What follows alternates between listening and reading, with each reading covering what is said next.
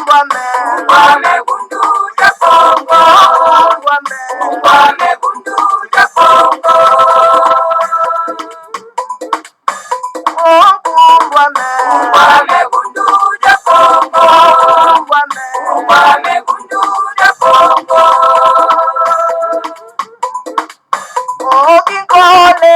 Kole kukongo ya mwenika. Naya tena mani mumbanje. Kumbuluza kandaja Kongo. Kandaja Kongo.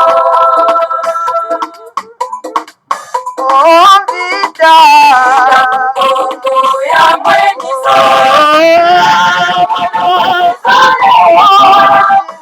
Naya tena mani mumbanje. Mwana pita kukongo. Mwana pita kukongo.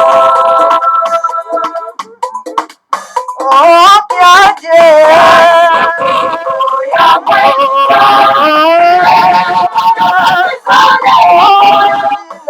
Naya tena mani mumbanje. Kandaja Kongo.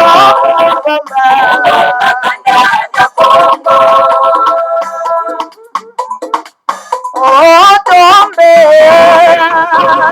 Ya mwenika.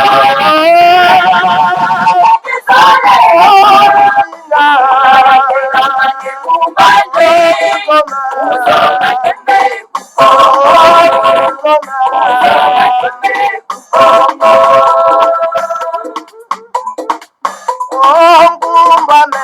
Ungwame kunduja Kongo. Ungwame kunduja Kongo. Ungwame kunduja Kongo. Ungwame kunduja Kongo. Ungwame kunduja Kongo.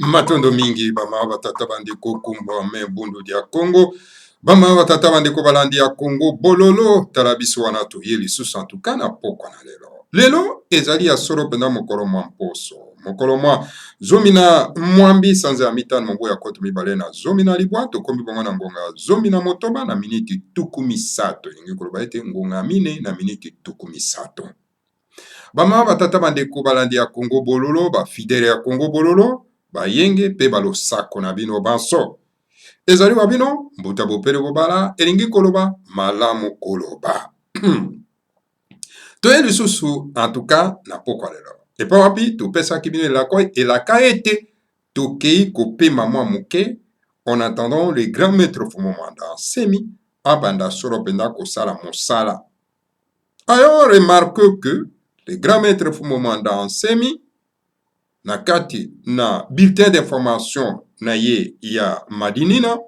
oyo ezali dirigé par Ntuma Mase ala tokomi komona bakongo dieto elingi koloba ete le grand maître Fumomanda Nsemi bien qu'azali en repos il y a des mois et il se met toujours au travail l'infatigable aza toujours na kati na musala. Alors donc bakongo dieto misusu elikaki awa bama batata bandeko tout le monde les a mis en doute. Pourquoi? Parce que ba mis en doute nango, na véracité nango, na contenu nango. Alors to yambaki solo pena tuka tu mwa Mase awa na kati na mbunduka na bino to bengi Congo bololo pona ko yebisa biso soki vraiment l'authenticité à ba Congo dieto wana. Et voilà, chargé de bulletins d'information avec ko informer biso que non les Congo dieto oyo bomoni wana ezali il y a le grand maître Fumomanda Nsemi.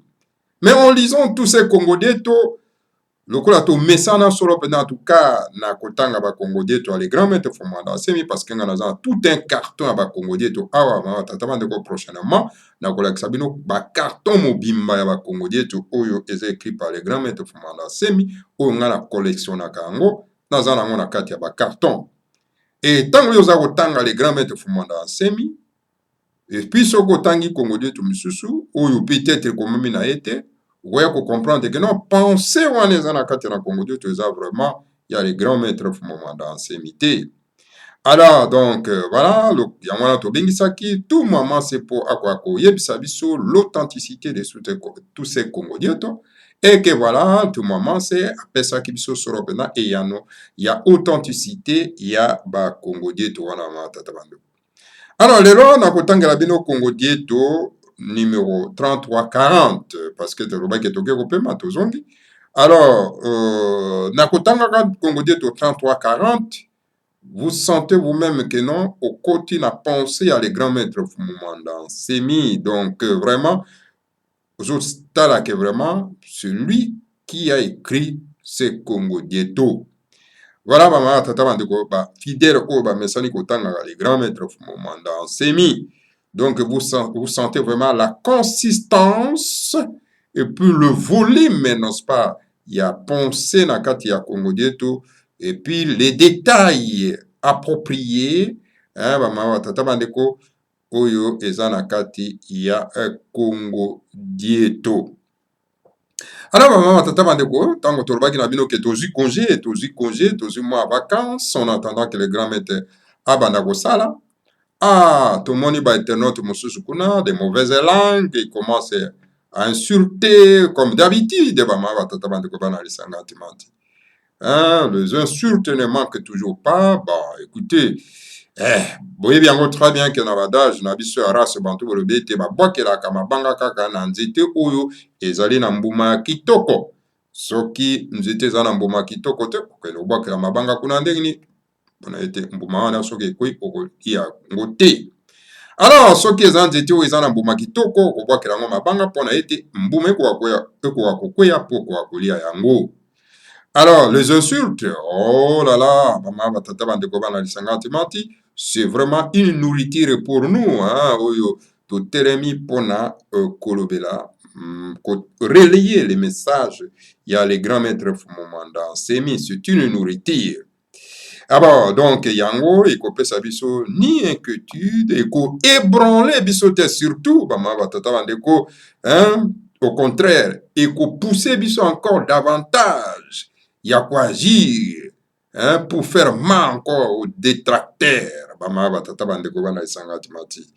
donc, que ce soit les gens d'insanité, oyo boko tinda, boko pesa, boko loba, donc, au contraire, et qu'on déboulonner bisoté parce que nous ne sommes pas des terroristes, nous ne sommes pas les usurpateurs, nous ne sommes pas comment dirais-je, les criminels. Donc voilà, nous défendons une cause juste. Une cause juste. Alors quand quelqu'un défend une cause juste, donc il n'a peur de rien et que vraiment il n'a pas peur d'être vraiment déboulonné. Et voilà, donc les grands maîtres nous ont enseigné que, bah, écoutez, les critiques, c'est une bonne chose, ça permet, n'est-ce pas, il y a qu'à extérioriser, je veux dire, davantage, n'est-ce pas, penser, les critiques, ce sont des bonnes choses, parce qu'ils ont permis d'avancer. Hein, alors, donc, dans un coin, dans la carte assemblée, sans critique, alors il faut permettre d'avancer. Les gens qui refusent les critiques, ce sont les gens qui sont anormaux. Une personne dotée par l'intelligence du Seigneur à Congo ne refuse jamais, au grand jamais, de critiques. Hein, donc, voilà un peu. Alors, donc, quand on est dans un mouvement, dans un parti politique, dans une organisation, et Sengeli ko critiquer. Ce qui a un dérapage, nous avons l'obligation de critiquer parce que nous ne sommes pas bakoni ou ekauka, hein, ou bakotokisa pona ete bakolambelango bilei, mais nous sommes les êtres humains dotés de l'intelligence du Seigneur à Congo.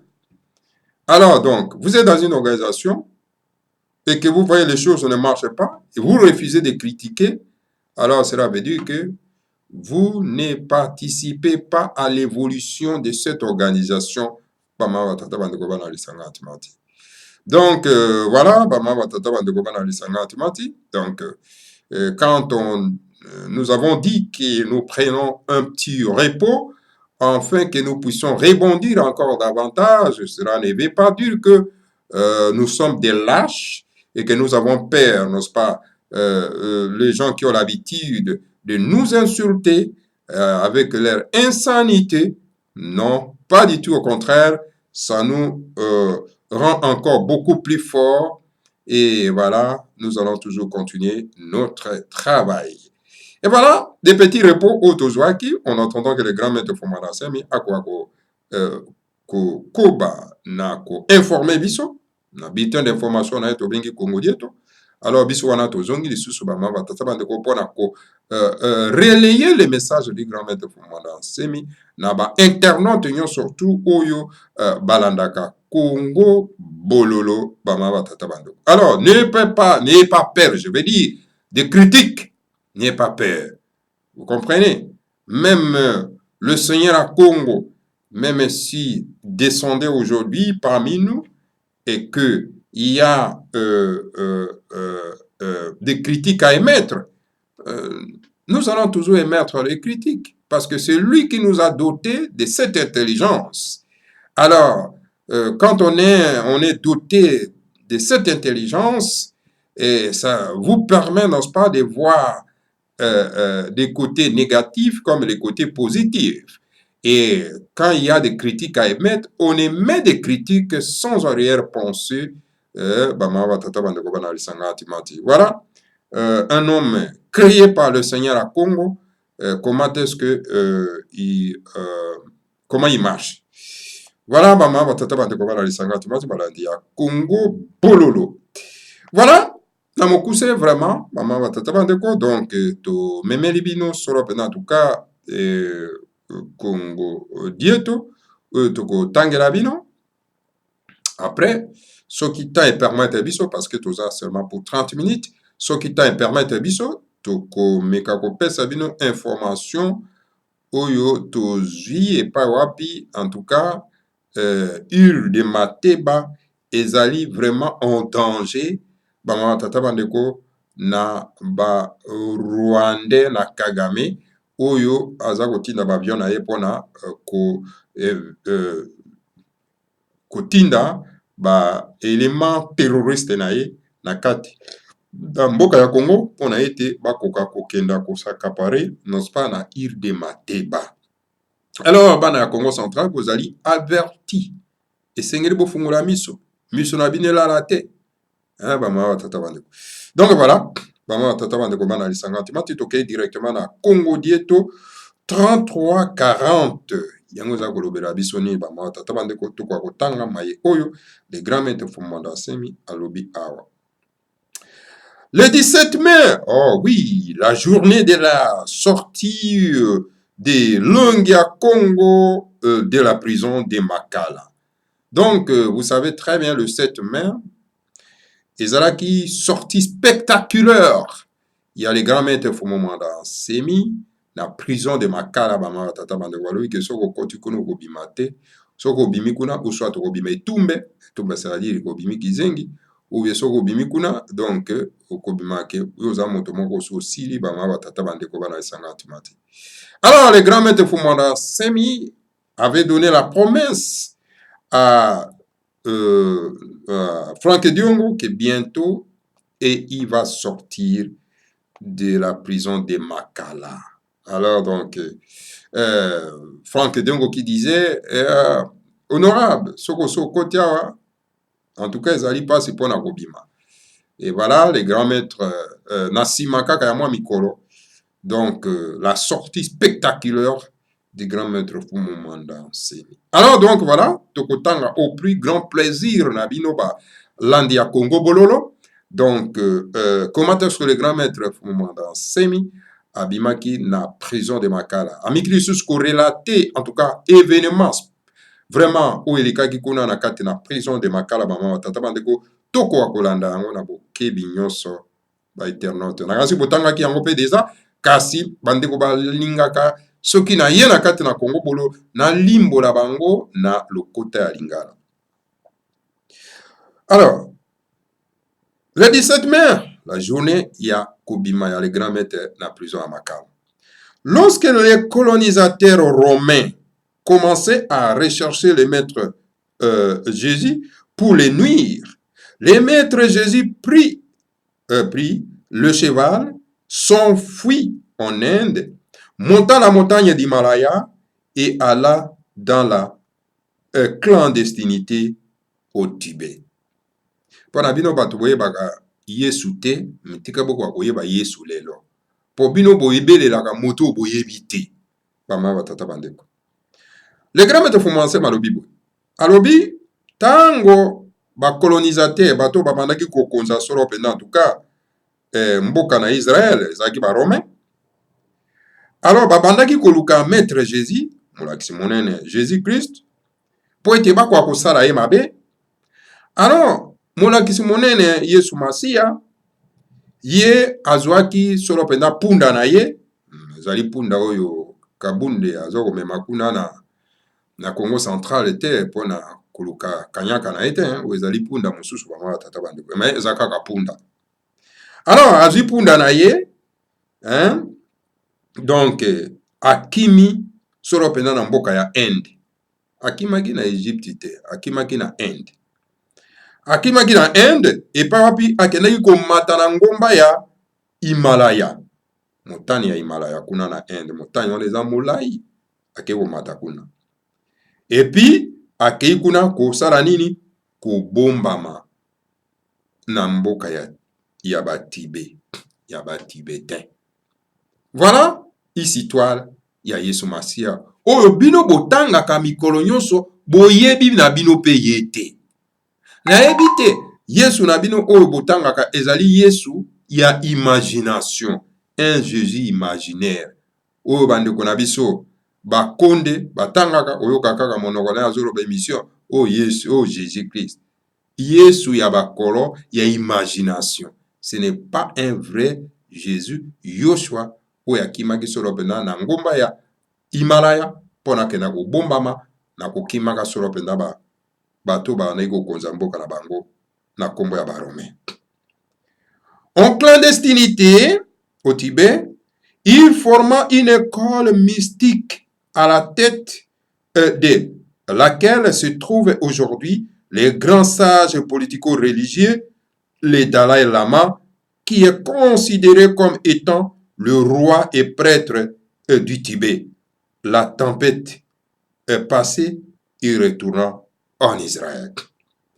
Tango akei kuna kobomba masolo penda kuna na mboka ya Batibete, akei kuna akei kosala etelo, école etelo. Etelo ya bonzambe epai wapi en tout cas bama batata bandeko na mutu na yango lelo. Moto asimbi ekole yango lelo oyo azali solo pena un dirigeant mwana ya mboka oyo azali na politique na bonzambe na kombo ya Dalai Lama oyo lelo bazali considéré étant mokonzi pe molakisi monene ya Batibete. Alors donc le grand maître Jésus tanga ke kobomba makuna asali ekole wana a formé bato et puis tango kimia ezongi na mboka na Israël ye wana azunzela azongi na mboka na Israël pama batata bandeko. Tango amoni te kimia ekomi baza koluka lisusu te azongi na Israël. Est-ce que bino na Biblia botangaka yango bo? Baimboka bolamuka. Lorsque le prophète Mohammed était persécuté à la Mecque, ils s'enfuient de là et alla dans la clandestinité à Madine. Une fois la tempête passée, Mohamed retourna dans la gloire à la Mecque. Mohamed ipe kaka ndenge moko. Tango aye kaka na liloba ya bonzambe, lokola pe bato nyonso tu bazalaka na bobungi, alors Mohamed baluki ye na baimboka po ete bakoka kokata ye moto, ye akimi solo mpenza tuka na Medina. Kuna akei kobombama, tango kimia ezongi na kati na mboka na Mecque, yango wana ayaki kozonga lisusu na esika na ye na Mecque, bama batata bandeko.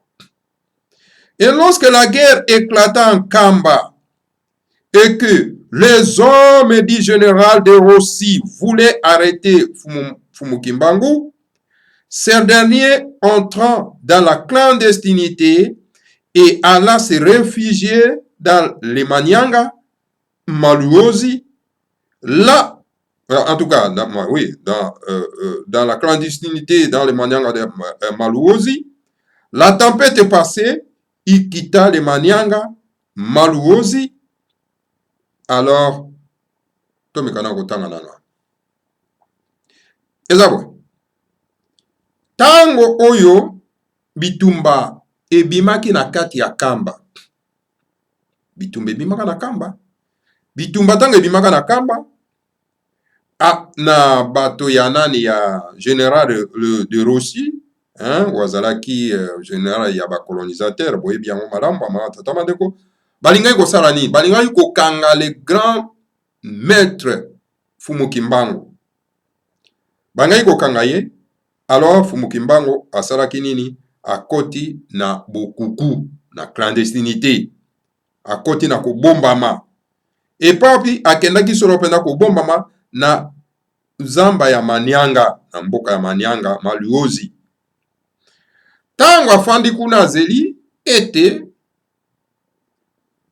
mobulu ekoka kosila, alors alongwaki na Manyanga Maluosi, alors aye kozonga solo penda tuka na Mbanza Sanda. Aye kozonga. En passant à Mbanza Sanda, aye kolika na Mbanza Sanda, où il prophétisa l'arrivée de l'homme qui a Congo, né Mwandansemi, puis il retourna à Kamba. Tanga uti kuna na nanga Maluosi, tanga kende kobombama, pona ete baloki, banguna, bako akosala ye mabete, aye suko kozonga solo pena na Kamba. Mena kolekaka pona ete akenda kuna na Kamba, alors alikaki wapi na Mbanza Sanda. Na Mbanza Sanda nde esika wana bikolaki ete boyei ya longi ya Congo ene Mwandansemi. Epi na tango wana aye kozonga solo pena tuka na Kamba. Lorsque ne Mwandansemi, l'esprit créateur, est venu, Matezoro et Deonkusu sont allés les calomnier auprès des autorités et qu'il a des armes de guerre au palais royal chez lui. Ainsi, le régime en place a décidé de lui faire la guerre, alors qu'il était député national qui avait des immunités parlementaires. Tango Fumu Mwandansemi, wazali, elimu ya kokela,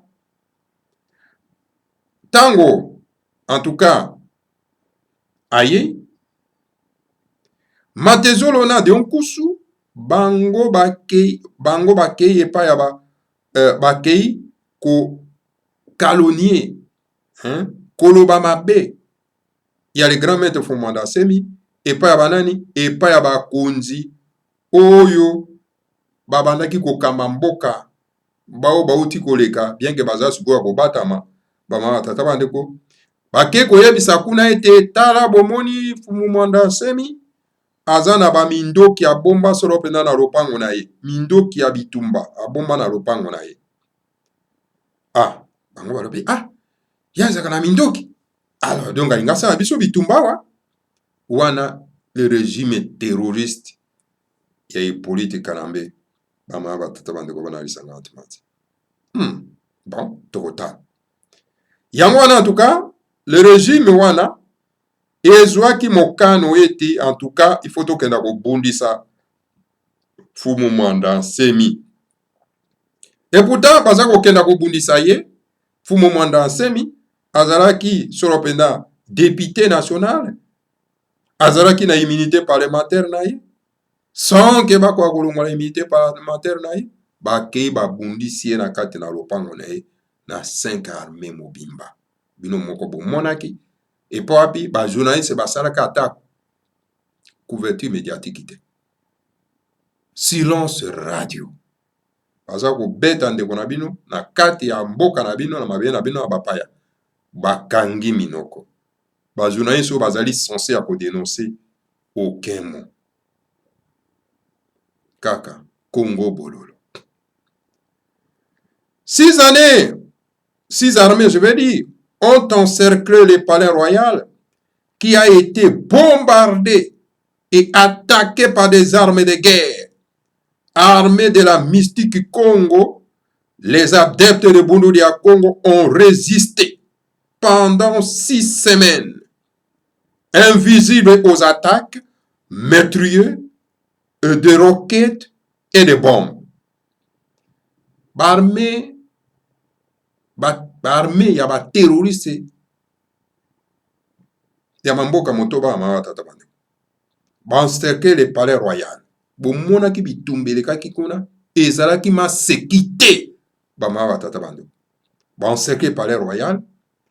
Ba bombarder yango na ba attaque na ba bombe ya minene minene ba ma tata bande. Ba bombe de guerre. Bomona ki makambeleka ki wana. Alors, bamakesa mabundu dia Congo, bango bazalaki bien armé na mystique Congo, bama batata bande ko bana lisanga timati. Alors, ba résister pendant 6 semaines mobimba. Invisible donc, beaucoup komona bangote na ba attaque ya makasi, na ba roquette, na ba bombe ya ba élément terroriste. Ya régime terroriste au Tikoleka ma tata bandeko. Donc 6 armées ya bamboka na palais royal bozo mona makambeleka ki wana boyebite. Ba journaliste ya Congo ba vande à l'écart. C'était terrible. C'était terrible. Alors, on nous coupe l'eau et le courant électrique, je veux dire. Le régime en place interdit aux commerçants de nous vendre de la nourriture au palais royal. Par manque d'eau, d'électricité et de nourriture, pour protéger les adeptes de Bundu dia Congo, Longia Congo décida de se livrer au général Kanyama qui, sans l'aval du Parlement, l'arrêta et le livra au parquet qui l'envoya en prison à Makala, où on a cherché à le tuer 3 fois. Mon message est le suivant au général Kanyama.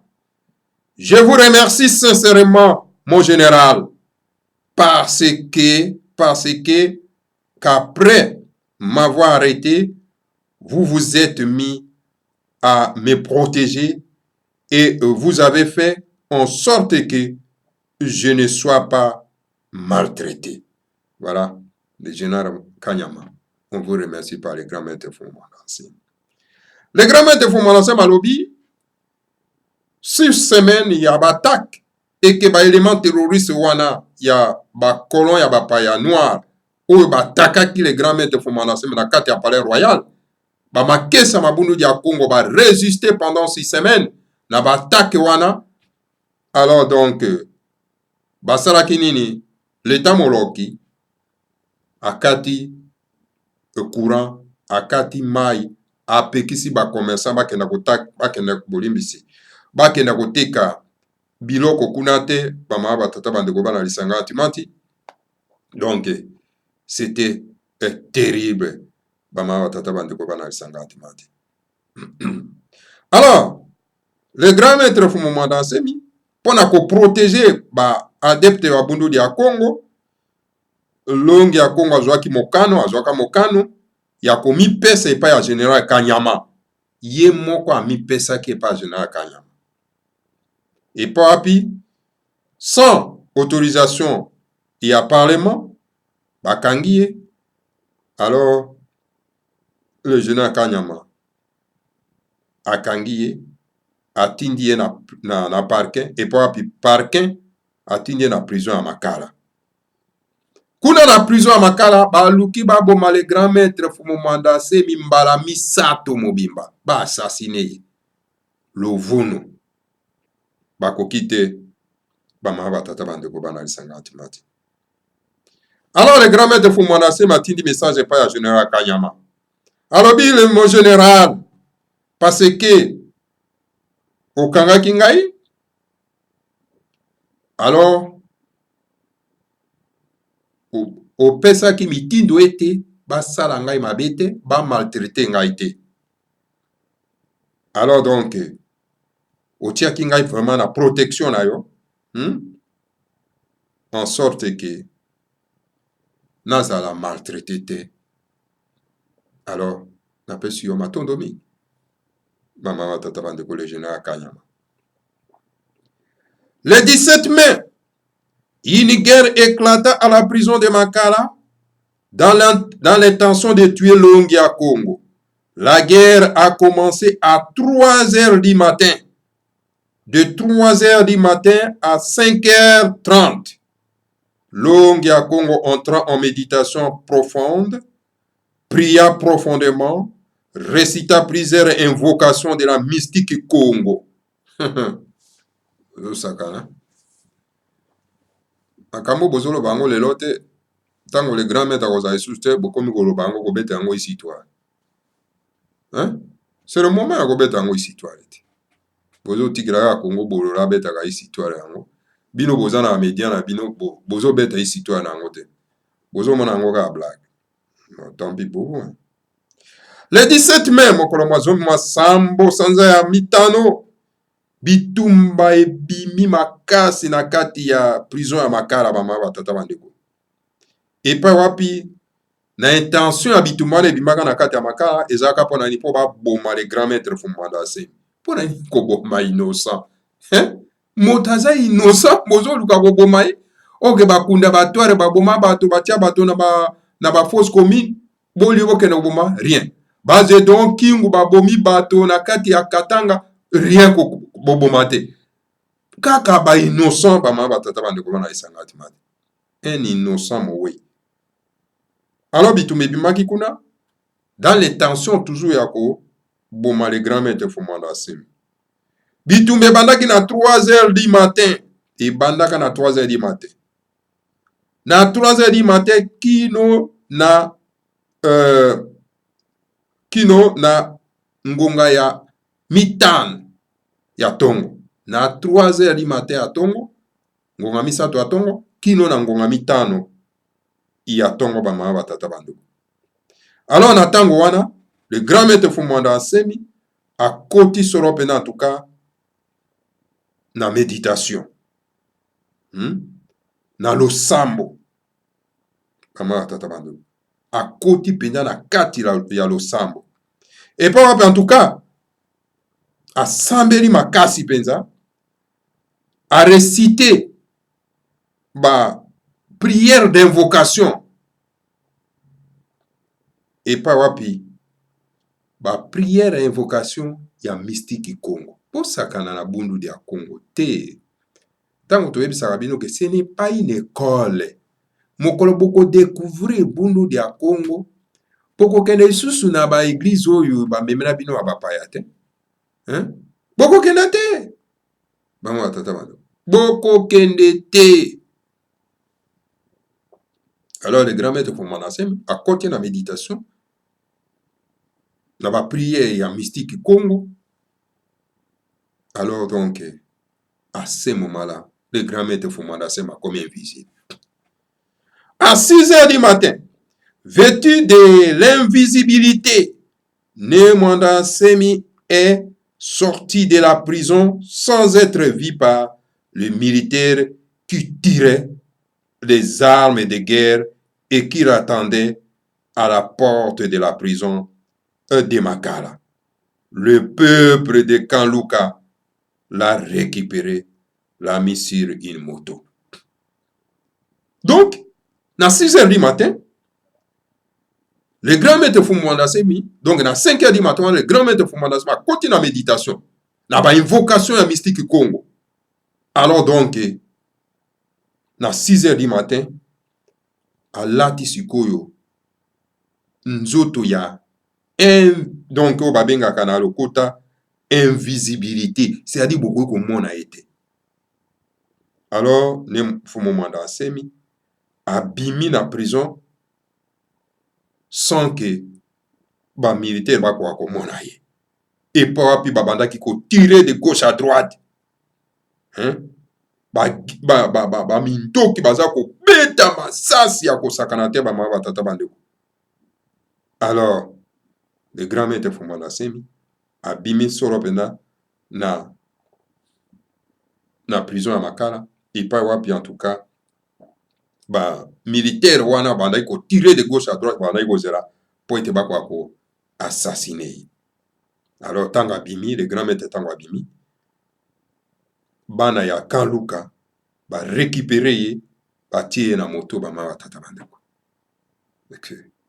Et ça grand makamu ici. Grand makamu ici ba mama tata bandeko. Hein?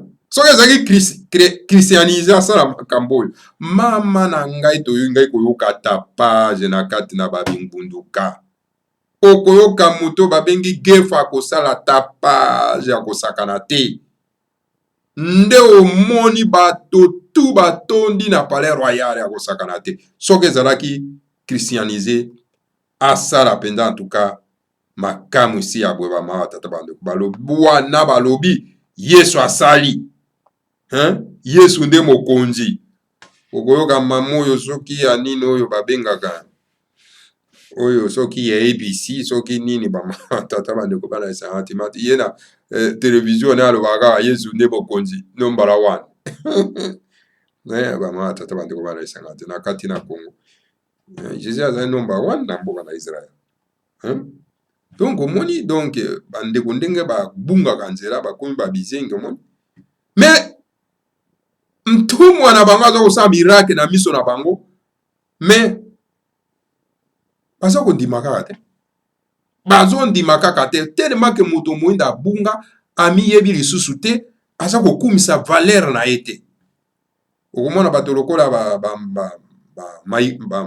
Mike Mokebai azominimize le grand maître Fumanda Semi azokoloba avec kominimize ozomona vraiment que non mais bato bayindo vraiment cerveau bena balava bango na ndenge moko ya mabe bama tata bandeko.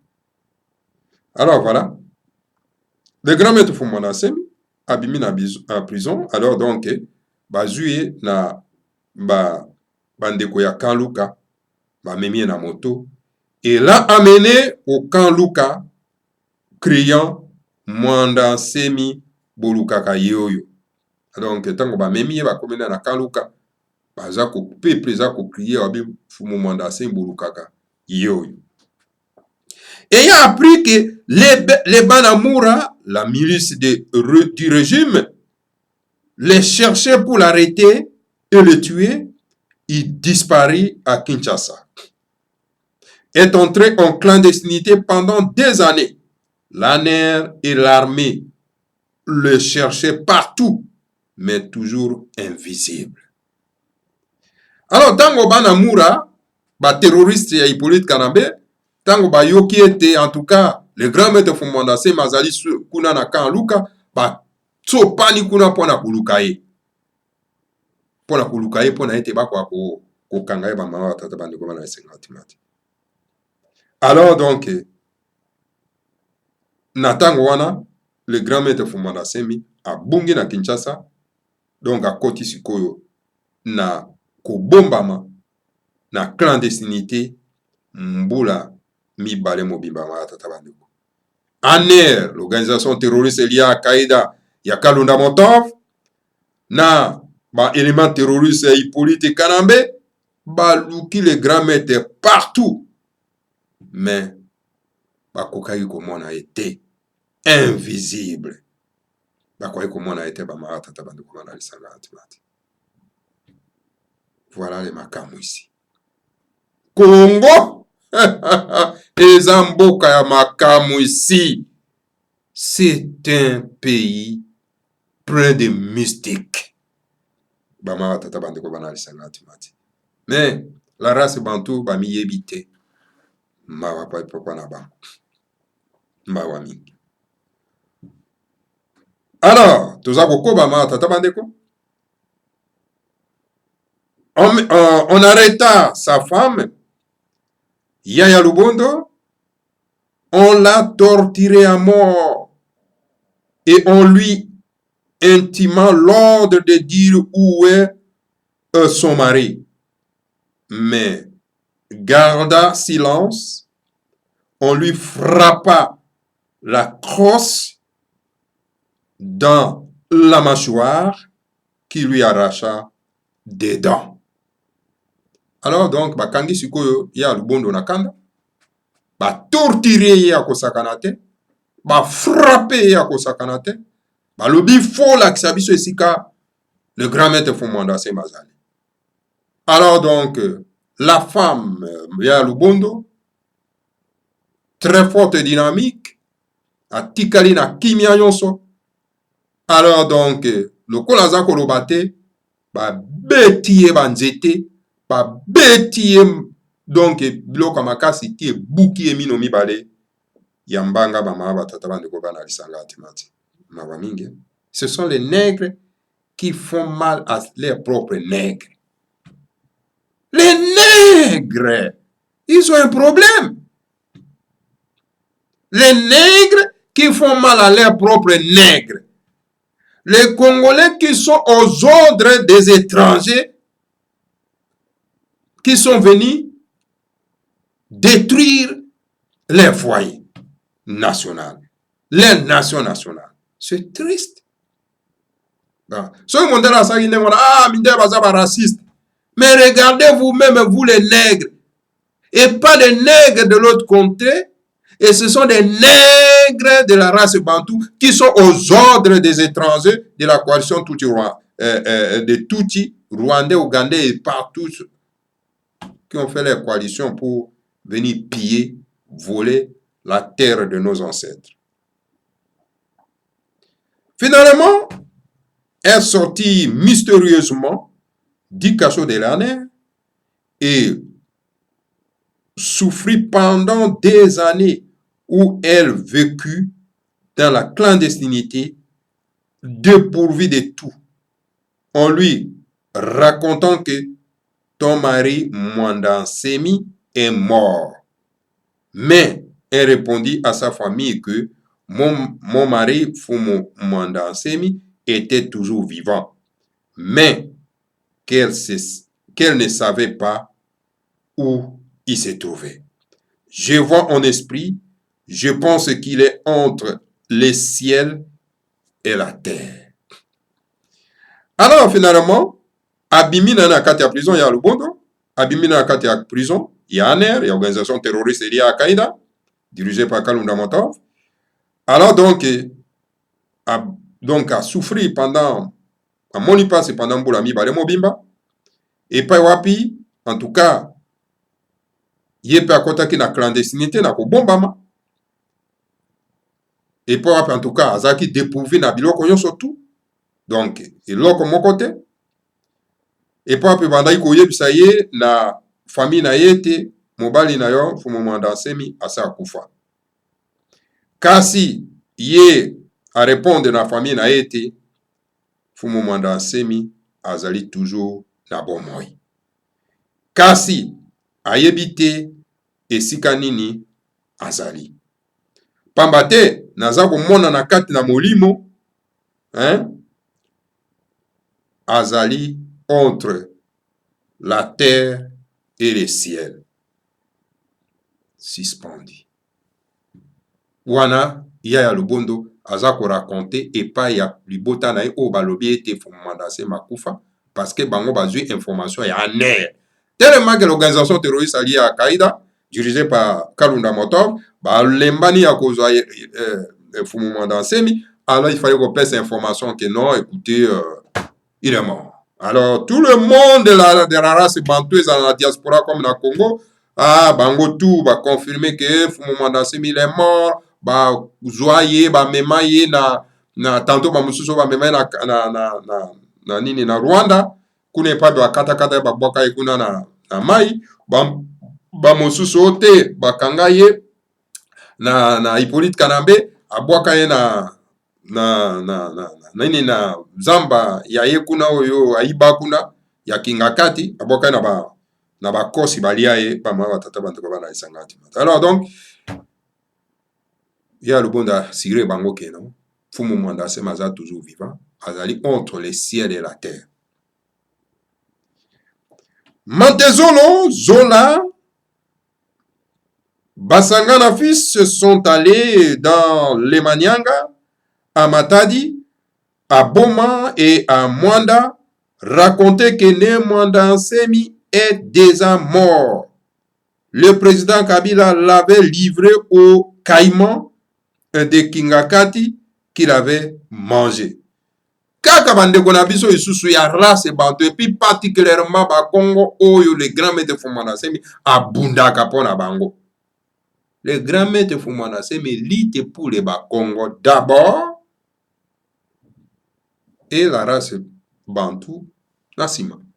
Alors bato oyo ye aza ko bundela d'abord bango wana ba Matezolo ba Basangana fils ba Zola et tous ces patati patata oboyebi ba ma batata bandeko bana isangati manti bake ko raconter na bandeko na biso ba Congo kuna na Congo central que non mais écoutez bon compter sur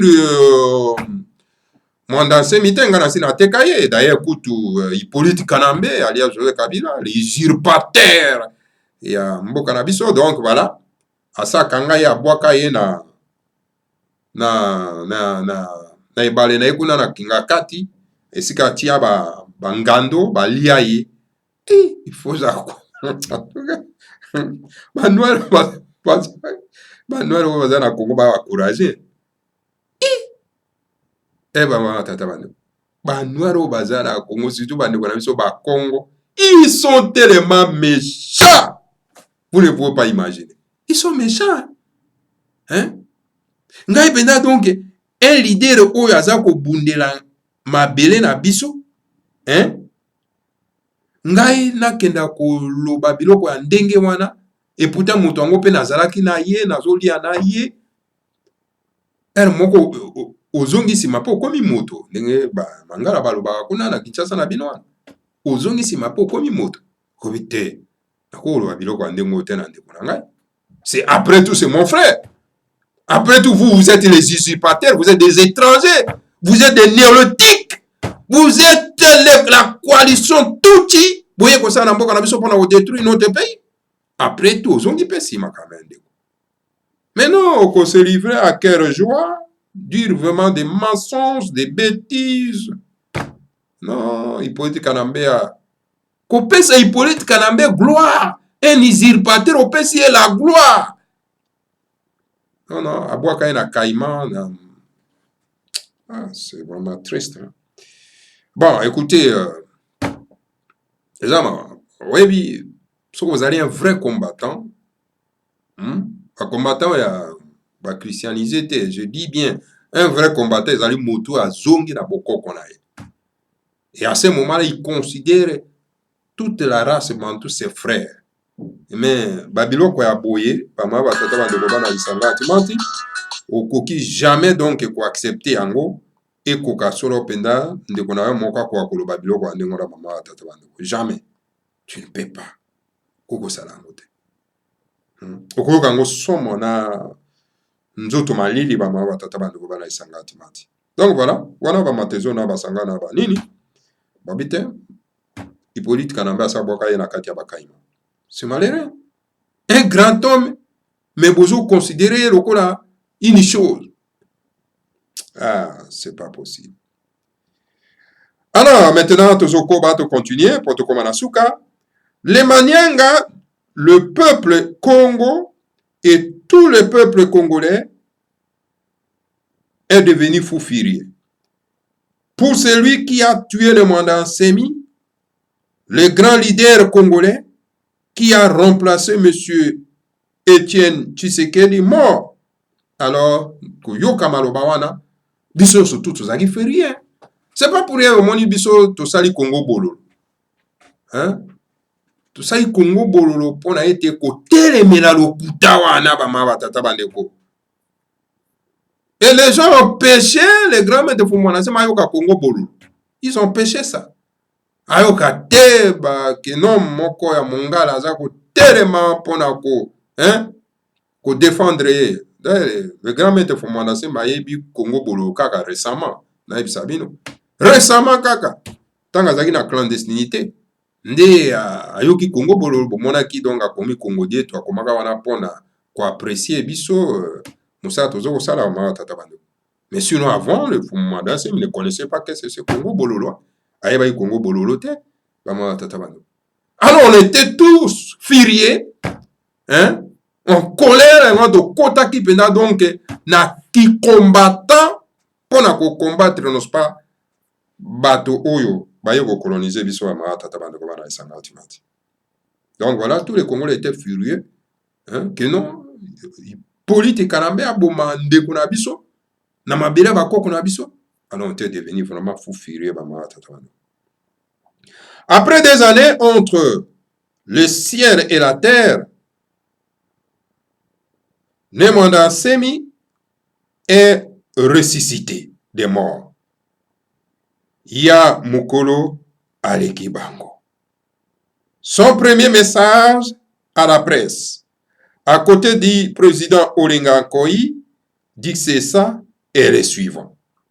Alors, si ma ya mbula mibale, tango avandaki na likolo pe na mabele, alors faut mandant Semi abimi likolo abawe.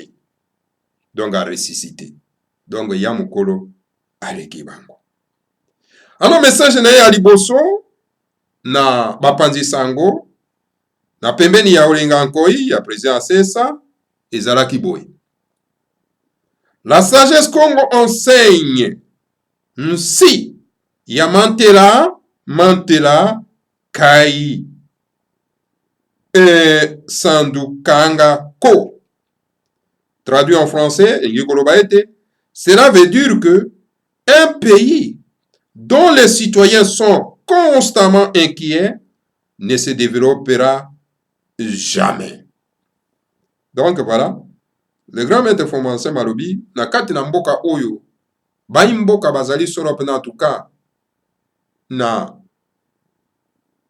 inquiétude, na bobangi, hein? Alors mboka wana, ikoki jamais ko se développer. Un pays na kati ya mboka soki bozali solo pena en tout cas na inquiétude monene donc mboka ne ko se développer. C'est pourquoi je suis venu pour travailler pour la paix avec la gauche et la droite afin de pousser les pays vers le développement. Je vais plutôt me reposer pendant 2 mois. Après, je vais tenir une conférence de presse où la presse posera toutes les questions qu'elle voudra. Yango en tout cas na ye pona ete na koka na ye pona koka ko travailler. Donc na ye na zongi pona ete na koka solo pena en tout cas ko kotsa kimia anakati ya mboka pona kwa kosala pote kimia ekwa kozonga na kati ya mboka yango na kosala na gauche pe na droite na loboko ya mwasi na loboko ya mobali. Na kosala na bao baza na gauche mpe na bao baza na droite, bao baza na loboko ya mwasi na bao baza na loboko ya mobali. Alors donc mpona nini? Mpona ete tokoka solo mpenza kotambusa mboka na biso ekoka kokota na développement lokola bamboka mosusu. Yango wana en tout cas na kopema solo mpenza en tout cas sanza mibale. Na nsima na yango na kobenga solo mpenza bapanzi sango bakoka koya kotuna mituna nyonso baza nango na bosenga. Voilà bamama batata bandeko, des grands maîtres fondamentaux. S'il faut être nommé premier ministre, je l'accepterai pour sacrifice pour le peuple congolais, mon peuple qui souffre beaucoup. Le grand maître fondamentaux malobi boy. Alobi soki bako nommé ngai na poste ya premier ministre, en tout cas na kondima yango.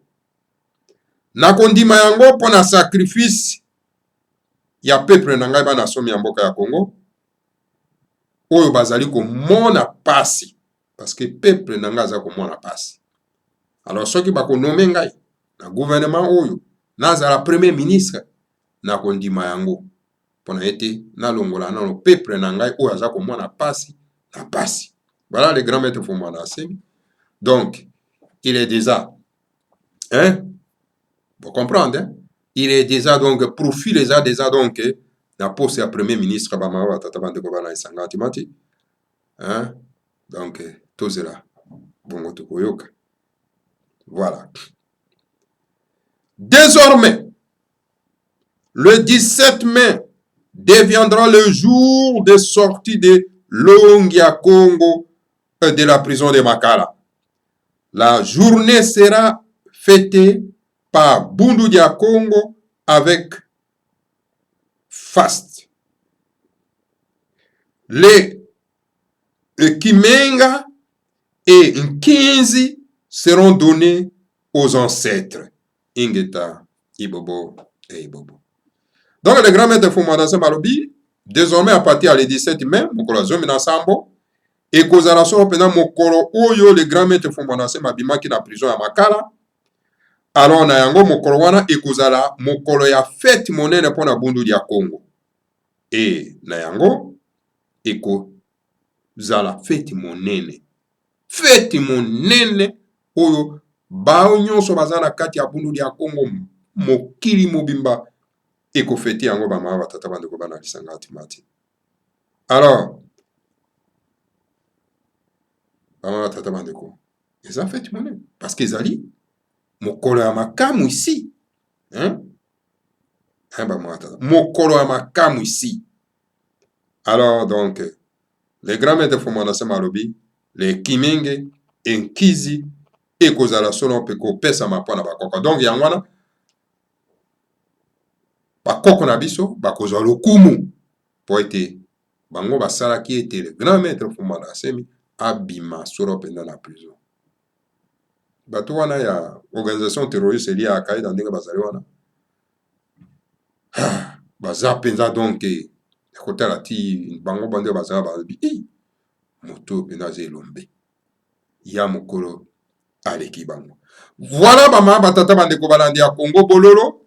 Donc o wana ezalaki solo penza message na memelaki bino ya Congo dieto 3340 oyo le grand maître Fumwanda Nsemi akomi yeme yo ndenge totangi awa. Donc, vous, tant que vous tanga moto, vous tanga penser na ye exactement. Voilà. Puisque tout ça, les gars, il y a qu'à transmettre intégralement penser à les grands maîtres. Et pas nabino, ba oyo. Bolanda kabiso na Congo bololo. O bolingaka to traduire bino intégralement la pensée du grand maître Fumwanda Nsemi. Olandi historique nyo surtout ndenge le grand maître Fumwanda Nsemi abimaki na prison ya Makala matata bandeko. Kasi ba mauvaise langue bakosa bino oh non ezalaki cop. Les gens qui ne savent rien parce que vous savez les christianisés sont comme ça que non, écoutez, bateau bazana bokoko bako sa makamusi tembo bato sa makamusi kaka eza banani ba christianisé. Ils pensent comme ça. C'est comme ça qu'ils pensent. Alors, lorsqu'il y a un miracle pareil, le grand maître Fumanda Sema na kati na prison à Makala, donc eza ko leke la bango, alors il faut diaboliser, il faut minimiser, attendre kuna bango asali makamusi ya lolenge o bama tata bango. Donc voilà, bama batata bandeko bana esanga timati tukomi na suka ya manaka mabiso, donc eko permettre biso isute toko kotanga solo pena en tout cas l'information epesamaki biso na ili ya Mateba ndenge ba Rwanda always eza koya na kati na Congo pona ko déverser ba militaire ba terroriste na bango pona koluka ko s'emparer na ili ya Mateba. Tokopesa bino peut-être prochainement soki tozwi occasion mosusu bama batata bandeko bana lisanga timati. Voilà. Donc écoutez, en tout cas baimboka bobana na kimia. Na kati na bundu dia mayala basali ba réforme politique. Basali ba réforme politique. Botangi ya ngona ba Congo dieto ba mawa batata bandeko basali ba réforme politique. Ba remaniement. Alors donc bandeko na biso oyo ba monite bazana katite esengeli kozala ba na kimia ba murmure zarate ba mawa batata bandeko bana lisanga timati. Hein? Ata violation ya statut ezali, alors tokosenga ete kimia eko kozala. Le grand maître apesaka elaka ete akosala congrès salemi nanu te. Alors il faut kozela congrès et oyo ya apesaki elaka. C'est lui-même qui a donné cette promesse que non, il y aura un congrès. Congrès et salemi nanu te.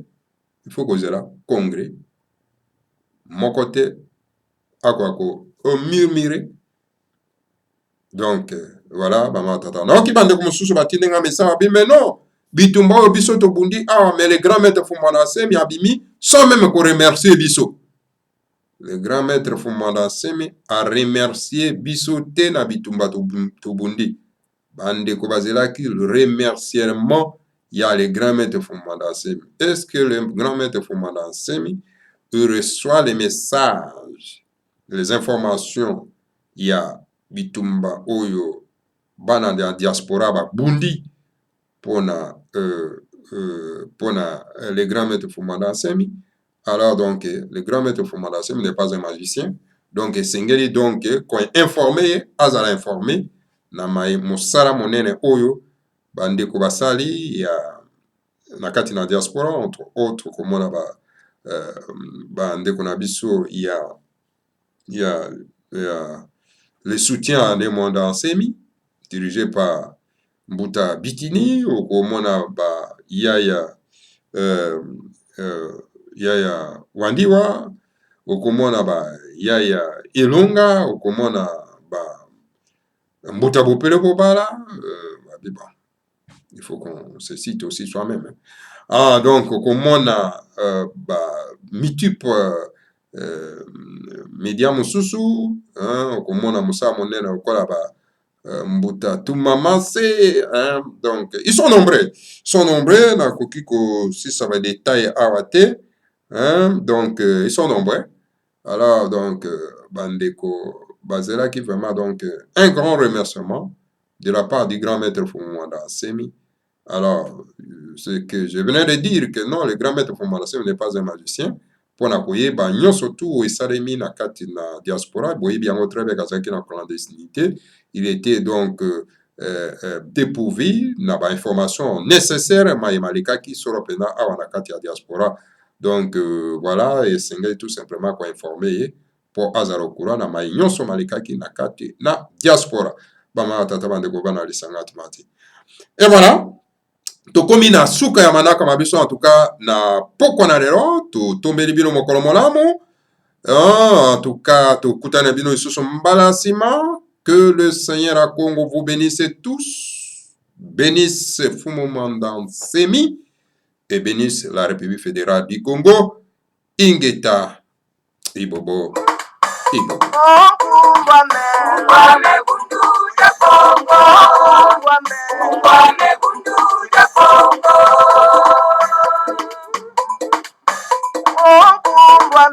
Ngwame kunduja Kongo. Ngwame kunduja Kongo.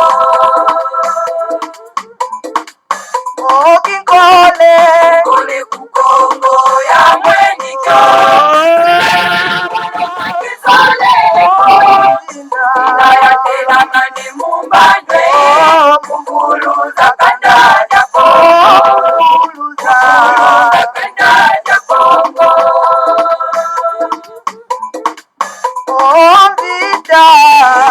Kongo ya mwenika.